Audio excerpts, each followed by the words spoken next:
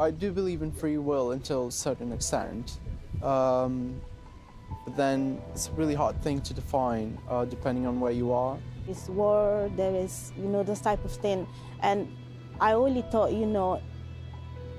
those things exist because you have the ability to choose it. It's a bit scary to think that everything has been predetermined, because then if you think about it, why are you even caring about things?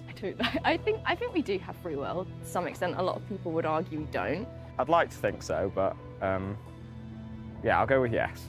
It's nicer to go with yes. I like to think we're alive for some reason, even if it's just for learning from our mistakes. To an extent, I would say that you have free will to do what you would like, but it's always going to bring a consequence. So you can't, you don't have free will where you could, go and just do whatever you want without any consequence. I feel like, I don't know, let's start with the genes. We get a set of skills or stuff like that within them, the looks, and they kind of determine what your life's going to be. It's difficult to say, to be honest. People are individuals, and the brain, how everything works, is very, very difficult. It's very complex. In a certain way, I think our free will it's restricted by laws, but we have it. That's interesting. I think we have. Christopher Hitchens put it a great way. I think we have free will because we have no other choice. I would have said yes, but there's a lot of psychological and neurological research now indicating that what we think is free will was actually something that we decided before we realised we were going to do it. Free will? I think to some degree we do, to some degree we don't. These questions are really hard.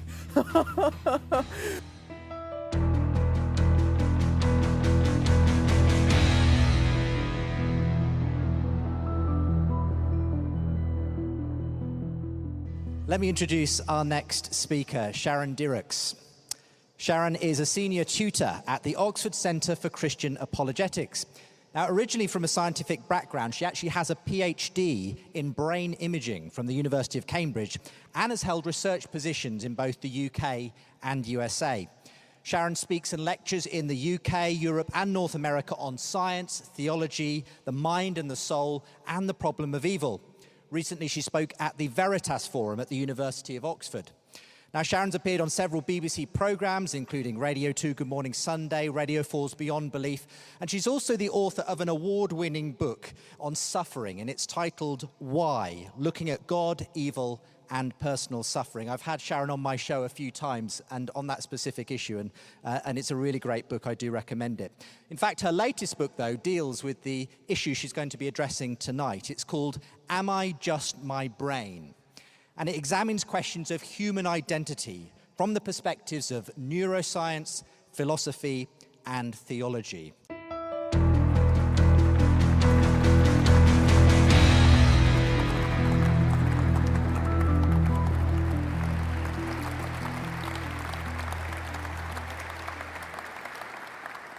Good evening. Thank you for being here. I would love to start by telling you a story from my childhood. An early childhood memory that I have is of sitting by a window on a rainy day, watching the drops splash against the pane. I'm not really sure how old I was. I must have been around 9 or 10. But like all normal children, I spent most of my life racing around, probably on roller skates or playing some sort of ball game. But at this particular moment, I was still, and my mind had time to drift. And I remember a series of questions popping into my head. Why can I think? Why do I exist? Why am I a living, breathing, conscious person who experiences life? Now, I don't really remember where those questions came from. I was raised in a very loving home, but not in a particular religious tradition. And yet the questions were just there, unprompted. Now, I know I'm not the first to have this kind of moment. When any of us sit still for long enough, all kinds of things bubble to the surface of our consciousness. Conscious awareness seems to be central to what it means to be a living, breathing human being. Perhaps the philosopher Dirckx was right in saying that the thing that we know with most certainty is that we are conscious. Cogito ergo sum. I think, therefore I am. We each have a first-person experience on the world. And as Thomas Nagel put it in 1974, there is something that it is like to be you. But what exactly are you? What exactly am I? What are human beings? Well, this is a question that has occupied people for centuries at every stage of human history. Are we advanced primates? Are we machines? Do we have a soul? Are we just physical beings, or is there more to us than that? The question, what is a human being, asks a question of identity. Now, many answers are offered today on the question of identity. The fashion and cosmetics industry would say, you are your body. The financial world might say, you are your income. The political world might say, you are your influence. And the academy might say, you are what you publish and what you write. Well, neuroscientists have recently weighed in on this question surrounding identity, and they say your brain defines you.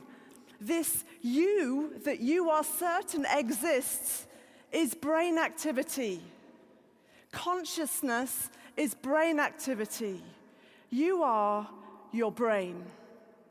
The choices that you make for good or ill, the personality that you have, the behaviors that you exhibit, even whether or not you hold religious beliefs, are all dictated by the activity in your brain.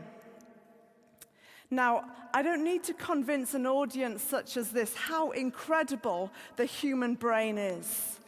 The human brain is more developed in humans than in any other creature.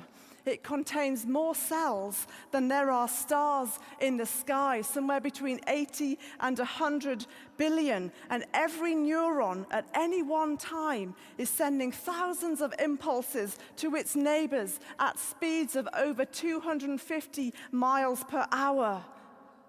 I have studied the human brain at close quarters. I will never forget the day when I saw a brain removed from a body.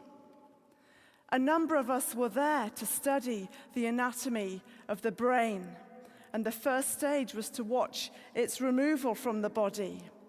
This was a deeply sobering and reverent experience, commanding utmost respect for the woman who had given her body so that others could learn.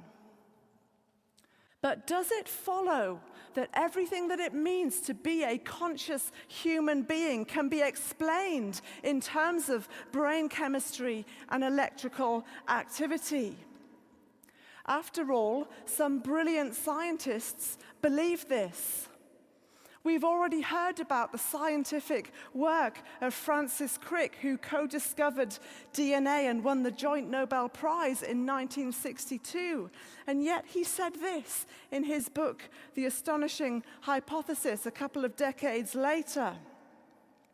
He said, you, your joys and your sorrows, your memories and your ambitions, your sense of personal identity and free will are in fact no more than the behavior of a vast assembly of nerve cells and their associated molecules. As Lewis Carroll might have phrased it, you're nothing but a pack of neurons. And this hypothesis is so alien to the ideas of most people alive today that it can truly be called astonishing. Well, 50 years later, this hypothesis is far from alien. People on the streets of Coventry are espousing it. Some no longer consider it a hypothesis. It is seen by some as scientific fact. Well, you might be wondering, so what? What does it matter what you believe about what sits between your ears? Well, if we are simply our brains, the implications are notable. As we've already seen in the video played at the start of this talk, there are significant implications for free will. If we are just our brains, then are we really free and able to make meaningful decisions, or do we just do what our brains tell us? Secondly, there are ethical implications. What is the value of a human life? Is personhood dependent on having a fully functioning brain? And if so, what value do we assign to those whose brains are not fully developed, such as the unborn or premature babies, or those with brain damage, or those with degenerative diseases such as dementia and Alzheimer's? And thirdly, there are implications for artificial intelligence.